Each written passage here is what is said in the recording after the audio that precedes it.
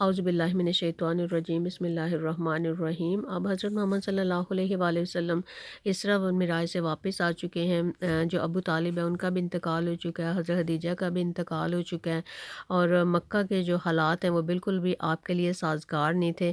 پہلے جب آپ لوگوں کو اسلام کی دعوت دیتے تھے تو پھر وہ اسلام کی صرف دعوت دیتے تھے، ابھی آپ جو ہے ان کی حمایت اس طرح سے بھی حاصل کرنا چاہتے ہیں کہ آپ مکہ کو چھوڑ کے کسی اور جگہ جا کے تو اپنے دین کو جو ہے اس کی خدمت کرنا چاہتے ہیں۔ تو آپ جب مکہ لوگ جو ہیں آتے تھے حج کے لیے، حج بھی ہوتا تھا لیکن یہ حج اسلامی طریقے سے نہیں ہوتا تھا، بلکہ اس میں انہوں نے کفریہ اور شرکیہ باتیں شامل کی ہوئی تھیں، اور اس طرح جہاں پہ بہت زیادہ میلے بھی لگتے تھے، اور نبی اکرم صلی اللہ علیہ وآلہ وسلم جو ہے وہ میلوں میں بھی جاتے اور لوگوں سے فرماتے کہ کیا کوئی شخص اپنی قوم کی حمایت مجھے پیش کر سکتا ہے، کیونکہ قریش کے لوگ مجھے اپنے رب کا پیغام پہنچانے سے روک رہے ہیں۔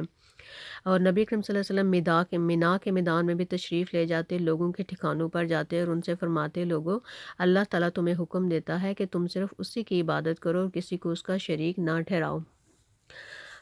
حدیث کی کتابوں میں آتا ہے کہ ربیہ ابن عباد جو ہے وہ کہتے ہیں کہ جب وہ چھوٹے بچے تھے اور مینا میں آتے تھے تو اپنے والد کے ساتھ، اور وہ دیکھا کرتے تھے کہ ایک جوان آدمی جو ہے وہ ان کے والد کے پاس آتے ہیں اور وہ انہیں آ کے اسلام کی دعوت دیتے ہیں اور ان کو کہتے ہیں کہ بت پرستی کو چھوڑ دو، اللہ تعالیٰ کی ایک اللہ کی عبادت کرو۔ تو ربیہ ابن عباد کہتے ہیں کہ جب وہ جوان آدمی ادھر سے چلے جاتے تو ایک اور آدمی آتا اور وہ کہتا کہ یہ شخص جو ہے یہ تمہیں اب باپ دادا کا دین چھوڑنے کو کہہ رہے ہیں، اس لیے تم اس کی بات بالکل نہ ماننا۔ تو وہ کہتے ہیں میں نے اپنے والد سے پوچھا کہ یہ کون ہے، تو انہوں نے کہا کہ یہ جو پہلے تھے یہ حضرت محمد صلی اللہ علیہ وآلہ وسلم ہے جو اسلام کی تبلیغ کر رہے تھے، اور دوسرے جو ہیں یہ ابو لہب ہے، دوسرا جو یہ ابو لہب ہے جو کہ ہمیں کہتا ہے کہ اس کی بات بالکل نہ سنا اور نہ اس کی تعلیمات جو ہیں ان پہ عمل کرنا۔ اس وقت جو ہے حضور پاک صلی اللہ علیہ وسلم جب مکہ میں تھے تو ابھی آپ موتم بن عدی کی پناہ میں رہ رہے تھے۔ اس کے بعد نبی اکرم صلی اللہ علیہ وآلہ وسلم جو ہیں وہ ذی المجاز کے میلے میں تشریف لے جاتے اور لوگوں سے فرماتے، لوگوں لا الہ الا اللہ کہہ کر بھلائی کو حاصل کرو، اور ابو لہب یہاں بھی آ جاتا اور آپ کو تنگ کرتا۔ نبی اکرم صلی اللہ علیہ وآلہ وسلم قبیلہ کندہ اور قبیلہ کلب کے کچھ خاندانوں کے پاس بھی گئے، ان لوگوں کو بنو عبداللہ کہا جاتا تھا۔ آپ صلی اللہ علیہ وآلہ وسلم نے ان سے فرمایا، لوگوں لا الہ الا اللہ پڑھ لو، فلاح پا جاؤ گے۔ انہوں نے بھی اسلام کی دعوت قبول کرنے سے انکار کر دیا۔ آپ صلی اللہ علیہ وآلہ وسلم بنو حنیفہ اور بنو عامر کے لوگوں کے پاس بھی گئے، ان میں سے ایک نے آپ صلی اللہ علیہ وآلہ وسلم کا پیغام سن کر کہا، اگر ہم آپ کی بات مان لیں، آپ کی حمایت کریں اور آپ کی پیروی قبول کر لیں، اور پھر اللہ تعالیٰ آپ کو اور آپ کے مخالفوں پر فتح فرما دے، تو کیا آپ کے بعد یہ سرداری اور حکومت ہمارے ہاتھوں میں آئے گی؟ یعنی انہوں نے یہ شرط رکھ دی کہ آپ کے بعد جو حکمرانی ہوگی وہ ہمیں ملے گی۔ تو حضور پاک صلی اللہ علیہ وسلم نے فرمایا کہ سرداری اور حکومت صرف اللہ کے ہاتھ میں ہے، وہ جسے چاہتا ہے دیتا ہے۔ اس کے بعد اس شخص نے کہا، تو کیا ہم آپ کی حمایت میں عربوں سے لڑیں، عربوں کے نیزوں سے اپنے سینے چھلنی کرا لیں، اپنی گردنیں کٹوا لیں، اور پھر جب آپ کامیاب ہو جائیں تو سرداری اور حکومت دوسروں کو ملے، اور ہمیں ایسی حکومت اور سرداری کی کوئی ضرورت نہیں ہے؟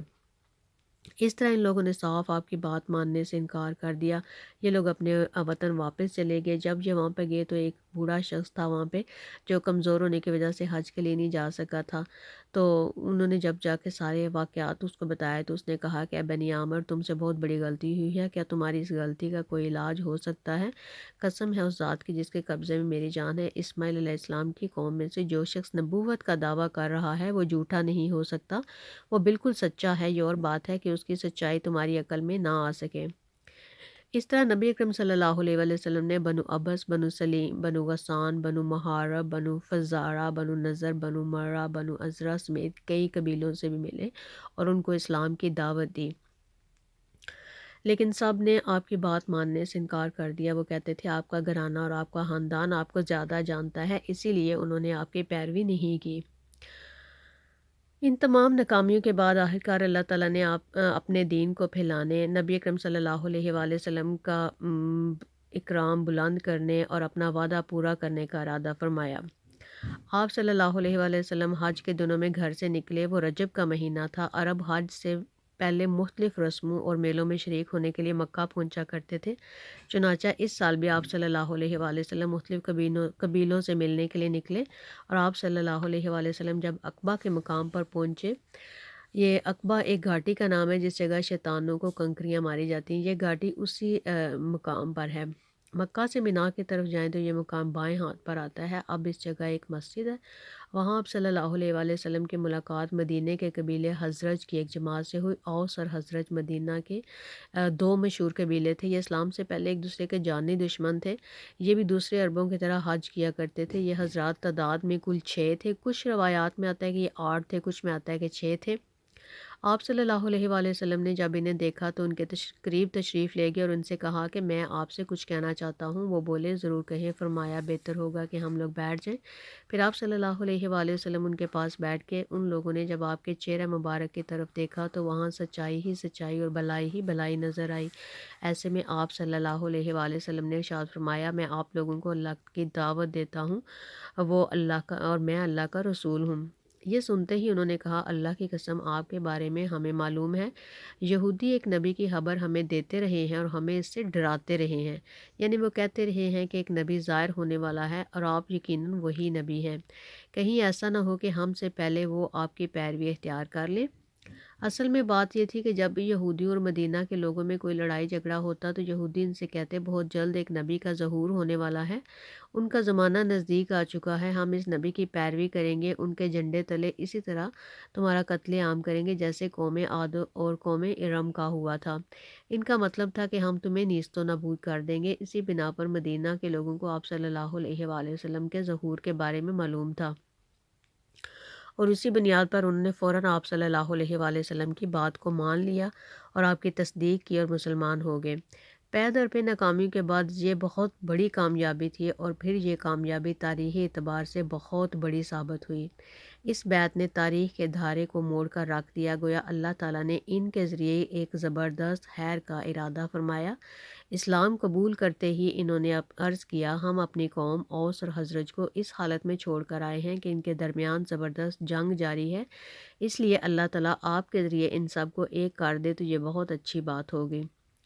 اوس اور حضرت دو سگے بھائیوں کی اولاد تھے، پھر ان میں دشمنی ہو گئی۔ لڑائیوں نے اس قدر طول کھینچا کہ 120 سال تک وہ نسل در نسل لڑتے رہے، قتل پر قتل ہوئے۔ اس وقت انہوں نے اسی دشمنی کی طرف اشارہ کیا تھا اور انہوں نے کہا ہم اوس اور اپنے قبیلے کے دوسرے لوگوں کو بھی اسلام کی دعوت دیں گے، ہو سکتا ہے اللہ تعالیٰ آپ کے نام پر انہیں ایک کر دے۔ اگر آپ کی وجہ سے وہ ایک ہو گئے، ان کا ایک کلمہ ایک ہو گیا تو پھر آپ سے زیادہ قابل عزت اور عزیز ہمیں کون ہوگا۔ حضور پاک صلی اللہ علیہ وآلہ وسلم نے ان کی بات کو پسند فرمایا اور پھر یہ حضرات حج کر کے واپس مدینہ منورہ چلے گئے۔ اگلے سال پھر جو ہے قبیلہ حضرت کے 10 اور قبیلہ اوس کے 2 آدمی مکہ آئے، ان میں سے 5 وہ تھے جو پچھلے سال عقبہ میں آپ صلی اللہ علیہ وآلہ وسلم سے مل کر گئے تھے۔ ان لوگوں سے بھی حضور پاک صلی اللہ علیہ وسلم نے بیعت لی۔ حضور پاک صلی اللہ علیہ وسلم نے ان کے سامنے سورہ نساء کی آیات کی تلاوت فرمائی۔ بیعت کے بعد یہ لوگ واپس مدینہ منورہ جانے لگے تو آپ صلی اللہ علیہ وآلہ وسلم نے ان کے ساتھ حضرت عبداللہ ابن مکتوم رضی اللہ عنہ کو بھیجا اور آپ صلی اللہ علیہ وسلم نے حضرت موسم بن عمیر رضی اللہ عنہ کو بھی ان کے ساتھ بھیجا تاکہ وہ نئے مسلمانوں کو دین سکھائیں، قرآن پاک کی تعلیم دیں۔ انہیں قاری کہا جاتا تھا۔ یہ مسلمانوں میں سب سے پہلے آدمی ہیں جنہیں قاری کہا گیا۔ حضرت موسم بن عمیر رضی اللہ عنہ نے وہاں کے مسلمانوں کو نماز پڑھانا شروع کی۔ سب سے پہلا جمعہ انہوں نے ہی پڑھایا۔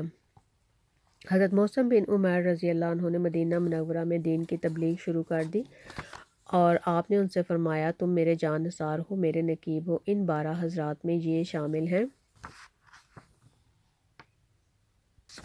حضرت موسم بن عمیر نے جب مدینہ منورہ میں دین کی تبلیغ شروع کی تو حضرت سعد بن معاذ اور ان کے چچا زاد بھائی حضرت اسید بن حضیر رضی اللہ عنہما ان کے ہاتھوں پر مسلمان ہو گئے۔ ان کے اسلام لانے کے بعد مدینہ میں اسلام اور بھی تیزی سے پھیلنے لگا۔ اس کے بعد حضرت موسم بن عمیر رضی اللہ عنہ حج کے دنوں میں واپس مکہ پہنچے اور مدینہ منورہ میں اسلام کی کامیابیوں کی خبر سن کر حضرت محمد صلی اللہ علیہ وآلہ وسلم بہت زیادہ خوش ہوئے۔ مدینہ منورہ میں جو لوگ اسلام لا چکے تھے ان میں سے جو بھی حج کے لیے آئے، فارغ ہونے کے بعد انہوں نے مینا میں رات کے وقت آپ صلی اللہ علیہ وآلہ وسلم کے ساتھ ملاقات کی۔ ملاقات کی جگہ عقبہ کی گھاٹی تھی۔ یہ حضرات کل ملا کر 73 مرد اور 2 عورتیں تھیں اور یہ لوگ وہاں پہ ایک ایک دو دو کر کے جمع ہوئے۔ اس مجمع میں 11 آدمی قبیلہ اوس کے تھے۔ پھر آپ صلی اللہ علیہ وآلہ وسلم تشریف لائے۔ کچھ روایات میں آتا ہے کہ حضرت عباس بن عبد المطلب رضی اللہ عنہ ساتھ تھے صرف، اور کچھ روایات میں آتا ہے کہ حضرت ابو بکر رضی اللہ عنہ بھی ساتھ تھے اور حضرت علی رضی اللہ عنہ بھی ساتھ تھے۔ سب سے پہلے حضرت عباس رضی اللہ عنہ نے ان کے سامنے تقریر کی اور کہا کہ تم لوگ جو عہد و پیمان کر رہے ہو اس کو ہر حال میں پورا کرنا، اگر پورا نہ کر سکو تو بہتر ہے کوئی وعدہ نہ کرو۔ اس پر ان حضرات نے وفاداری نبھانے کا وعدہ کیا اور حضور پاک صلی اللہ علیہ وسلم نے ان سے کہا کہ تم ایک اللہ کی عبادت کرو، اس کے ساتھ کسی کو شریک نہ ٹھہراؤ، اپنی ذات کی حد تک یہ کہتا ہوں کہ میری حمایت کرو اور میری حفاظت کرو۔ اس موقع پر انصاری بولے اگر ہم ایسا کریں گے تو ہمیں کیا ملے گا؟ حضور پاک صلی اللہ علیہ وسلم نے کہا اس کے بدلے تمہیں جنت ملے گی۔ اب وہ سب بول اٹھے یہ نفع کا سودا ہے، ہم اس کو ختم نہیں کریں گے۔ اس کے بعد حضور پاک صلی اللہ علیہ وسلم نے ان سب سے بیعت لی اور انہوں نے حضور پاک صلی اللہ علیہ وسلم کی حفاظت کا وعدہ کیا۔ حضرت برا بن معرور رضی اللہ عنہ نے فرمایا ہم ہر حال میں آپ کا ساتھ دیں گے، آپ کی حفاظت کریں گے۔ اس وقت حضرت عباس رضی اللہ عنہ بولے ذرا آہستہ آواز میں بات کرو، کہیں کوئی مشرک ہماری آواز نہ سن لے۔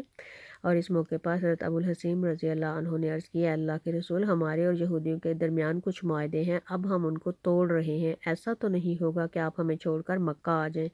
یہ سن پر حضور پاک صلی اللہ علیہ وسلم مسکرائے اور فرمایا نہیں، بلکہ میرا خون اور تمہارا خون ایک ہے، جس سے تم جنگ کرو گے اس سے میں جنگ کروں گا، جس سے تم پناہ دو گے اس سے میں پناہ دوں گا۔ پھر آپ نے ان میں سے 12 آدمی الگ کیے، یہ 9 حضرت میں تھے اور 3 اوس میں سے تھے۔ آپ نے فرمایا تم میرے جان نثار ہو، میرے نقیب ہو۔ ان 12 حضرات کے نام کچھ روایات میں یہ آتے ہیں سعد بن عبادہ، اسد بن رواح، برا بن معرور، ابو الحسیم ابن عطیان، اسید بن حضیر، عبداللہ بن عمر بن حزام، عبادہ بن سامد اور رافع بن مالک رضی اللہ عنہم۔ ان میں سے ہر ایک اپنے اپنے قبیلے کا نمائندہ تھا۔ حضور پاک صلی اللہ علیہ وآلہ وسلم نے ان سے فرمایا تم لوگ اپنی اپنی قوم کی طرف سے میرے لیے کفیل ہو، جیسے عیسیٰ علیہ السلام کے 12 حواری ان کے کفیل تھے، اور ان میں سے اور اپنی قوم یعنی مہاجروں کی طرف سے کفیل اور ذمہ دار ہوں۔ اس بیعت کو بیعت عقبہ ثانیہ بھی کہا جاتا ہے اور یہ بیعت اسلام کی ترقی کی بنیاد تھی۔ جب یہ لوگ پھر مسلمان مدینہ پہنچے تو انہوں نے وہاں پر کھل کر اپنے اسلام قبول کرنے کا لوگوں کو بتایا، اعلانیہ نمازیں پڑھی ہیں، اور وہاں پر ابھی اسلام کے لیے حالات سازگار دے کر حضور پاک صلی اللہ علیہ وآلہ وسلم بہت زیادہ مطمئن تھے، اور ابھی مسلمانوں کے اوپر حالات جو ہیں بہت زیادہ تنگ کر دیے گئے تھے، صحابہ اکرام کو بہت زیادہ مشکلات جو تھیں بڑھ گئی تھیں، اور یعنی کہ مکہ میں رہنا ان کے لیے بہت زیادہ مشکل تھا۔ صحابہ اکرام جو ہے بار بار صاحب سے ہجرت کے بارے میں پوچھ رہے تھے، لیکن حضور پاک صلی اللہ علیہ وآلہ وسلم چپ تھے، کیونکہ ابھی تک اللہ تعالیٰ کی طرف سے حکم نہیں آیا تھا۔ پھر کچھ دنوں کے بعد حضور پاک صلی اللہ علیہ وسلم نے کہا مجھے تمہاری ہجرت گاہ کی خبر دے دی گئی ہے اور وہ یثرب ہے یعنی مدینہ، یعنی اللہ تعالیٰ نے آپ کو ہجرت کا حکم دے دیا تھا۔ ابھی اس سے آگے کا ذکر جو ہے انشاءاللہ ہم اگلی دفعہ کریں گے۔ السلام علیکم ورحمۃ اللہ وبرکاتہ۔